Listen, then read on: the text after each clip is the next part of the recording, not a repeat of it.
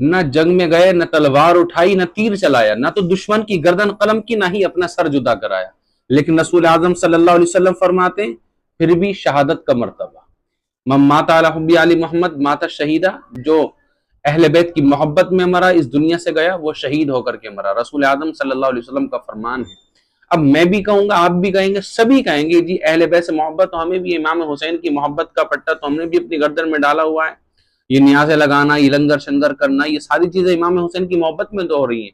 तो मेरे भाई, ये वो मोहब्बत नहीं है जिस मोहब्बत के बारे में आका अलैहिस्सलातु वस्सलाम ने इरशाद फरमाया कि ऐसी मोहब्बत करने वाला शहीद कहलाएगा।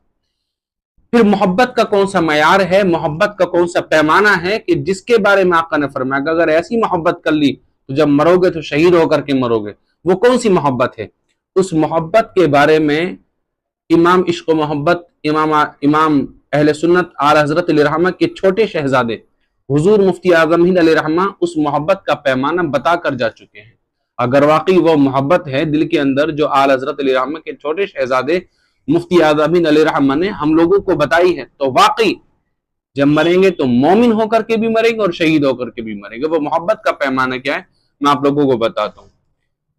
हुजूर मुफ्ती आजम हिंद रहमा के एक मुरीद थे, कहीं पर बैठे हुए अपने पीर की तारीफ कर रहे थे, क्योंकि हर शख्स अपने पीर की तारीफ करता, करनी भी चाहिए।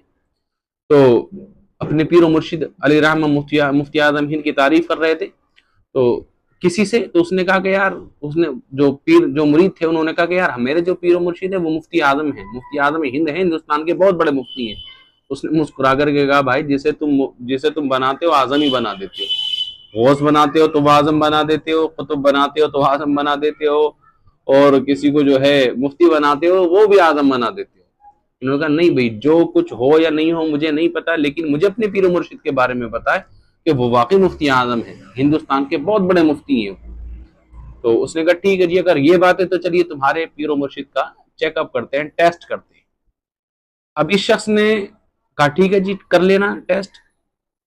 क्या टेस्ट करोगे? बोले मैं तुम्हारे पीर मुर्शिद से ऐसा सवाल पूछूंगा कि उनसे सवाल का जवाब ही नहीं मिलेगा, उनके पास उनसे सवाल का जवाब ही नहीं दिया जाएगा। इसने कहा ठीक है जी, देखते हैं तुम्हारा सवाल कितना बड़ा है और मेरे पीर मुर्शिद कितने बड़े मुफ्ती हैं।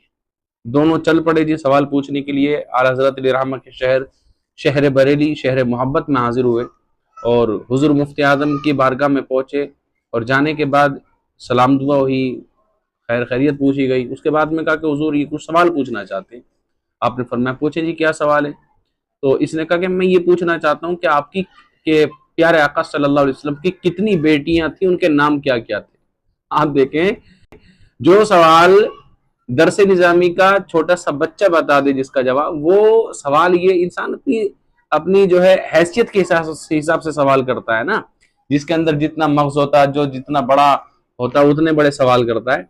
तो उसने इनसे सवाल किया, बोले प्यारे आका सल्लल्लाहु अलैहि वसल्लम की बेटियां कितनी थी, उनके नाम क्या क्या थे? आप वहां से उठे, अपने घर गए, तो ये मुस्कुराने लगा, कहना देखा कितने बड़े पीर साहब हैं, ये इतने बड़े मुफ्ती हैं कि मैंने सिर्फ आका अलैहिस्सलातु वस्सलाम के शहजादियों के नाम पूछे तो घर चले गए किताब देखने के लिए, बिना देखे इनसे नाम नहीं बताए गए। खैर ये खामोश रहा, बोले चलो आने दो, वापस देखते हैं क्या रहता है। जब मुफ्ती आजम हिंद वापस आए तो आपने इमामा बांधा हुआ था सर पे, और आपके रीशे मुबारक से, दाढ़ी से पानी के कुछ कतरे टपक रहे थे। तो आपने फरमाया भाई, जिस वक्त तुमने मुझसे सवाल किया था ना कि प्यारे आका सल्लल्लाहु अलैहि वसल्लम की बेटियों के नाम क्या क्या हैं, उस वक्त मैंने वुजू नहीं किया हुआ था, और मैंने पूरी जिंदगी में कभी भी शहजादियों के नाम बगैर वुजू के मेरी जुबान पर जारी नहीं हुए। इतनी मोहब्बत के अगर नाम भी लेना हो तो बावुजू लेना हो, नाम भी लेना हो तो अपनी जुबान को, अपने मुंह को पाक करके लेना हो, ये असल मोहब्बत है।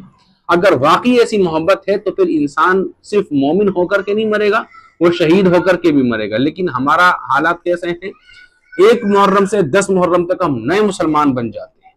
हमारे हालात ये होते हैं कि वुजू नहीं होता है, गुस्ल भी पता नहीं होता, पैरों पर डालियां नहीं, नमाज नहीं पड़ी हुई है, पसीने में लथपथ है, और खातून जन्नत का जिक्र कर रहे हैं। है जुबान खातून जन्नत का नाम लेने के लायक? खातून जन्नत का वो मर्तबा है कि जब हश्र का मैदान लगेगा तो पूरी दुनिया के, कायनात के नबी हो, रसूल हो, सहाबा हो, फरिश्ते हो, वली हो, सब के सब खड़े होंगे। अल्लाह रब्बुल इज्जत हुक्म देगा अपने सरों को झुका लो। नबी हो, रसूल हो, वली हो, गौस, अख्ताब, अब्दाल, सब अपने सरों को झुका ले। मौला क्यों झुका ले? अल्लाह फरमा के क्योंकि मेरे नबी की शहजादी की सवारी आ रही है, मेरे नबी की शहजादी का गुजर हो रहा है, इसलिए सरों को झुका लो। तो खातून जन्नत का तो मर्तबा ये है कि जिनकी आमद पर फरिश्ते, नबी, वली, गौस, अख्ताब, अब्दाल सब अपने सरों को झुका ले। वो मर्तबा शहजादी का, खातून जन्नत का है।